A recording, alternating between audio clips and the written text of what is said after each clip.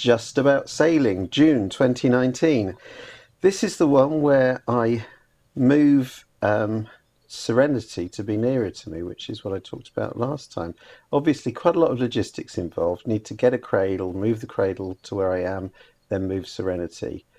Now, when I first moved to Iron Wharf Boatyard, I was on this cradle here where you can see this lovely white boat, Colvic 29.5 Rumpus sitting. And by coincidence, one of the viewers of this channel has actually decided to buy that boat. Here he is trying to look very relaxed as his boat is being lifted from what is now going to be my precious cradle. So I have bought this cradle, which is great because it means that I can actually put Serenity on something that I know will actually fit her. So it's always a bit worrying watching your boat being kind of lifted up. I must admit, the first couple of times this happened to me when I was in Watch It, I made sure I wasn't there for the day. So here we go, lift her into the water, make sure that all the seacocks etc. are working and okay. And these guys are off. A lovely day actually for a sail. Very, very jealous of them. Put the backstay on, and then I can go and have a look, make sure the cradle's all right, and start preparing it. So, how do I move Serenity and this quite substantial cradle to where I want to be? Well, one thing, it really, really helps if you happen to know somebody who's got a Chinook helicopter, because these things can lift quite a considerable load. They really are magnificent beasts. So as I say, helps if you know somebody who's got one of these. If you don't, it helps probably even more if you know somebody who's got one of these.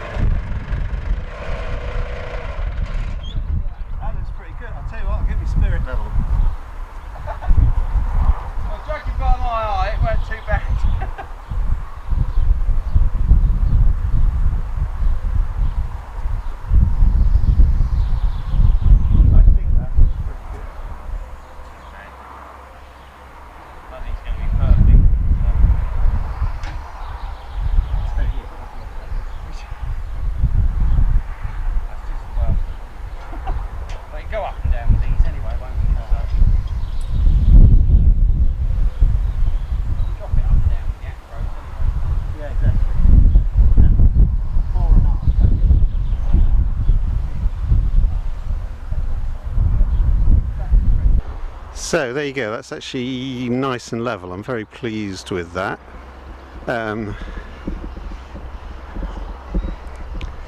One of the things fell off, but it didn't go very far, so I just need to get a new nut on there. Strip the rest of this wood off that's kind of gone rotten, and then put some more wood over the top. And there's a nice little sort of lip on there to do that with. You can see that. And that'll stop the grass growing through it. So just got to go and get the boat now. To rehire that Chinook helicopter, I think.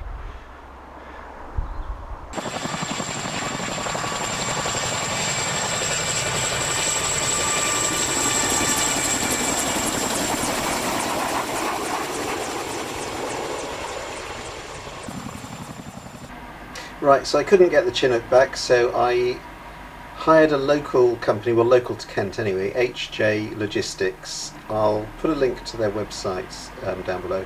Part of the reason for using them is they've got this wonderful high-ab thing, this crane on the back of the trolley. So this is the worrying bit, because lots of balancing up, and then you're committed. As soon as you lift the boat up, the props drop away. So Alan, who drove the truck, did a wonderful job of actually balancing up before we did this, and then left it onto the boat. So here is Serenity, best ship in the verse, flying as she should.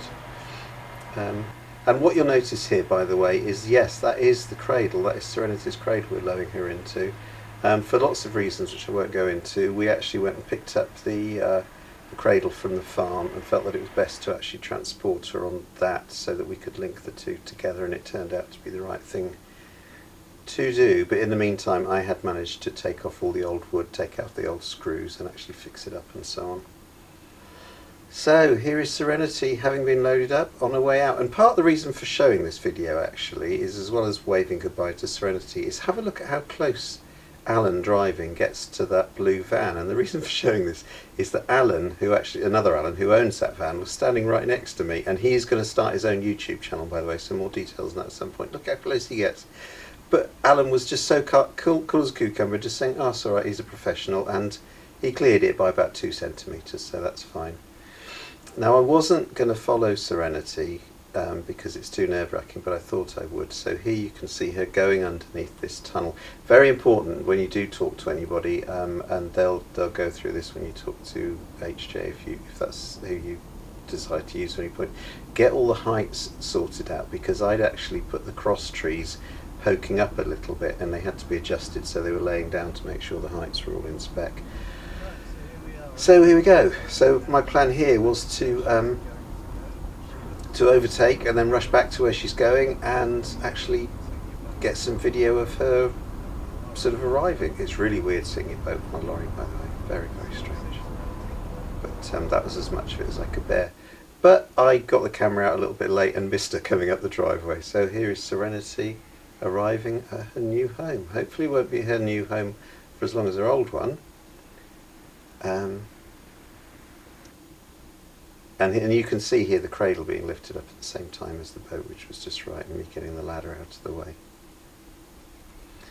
And this high-ab thing, there's a little like remote control. It's like playing a computer game, and it's inch perfect. It's astonishing.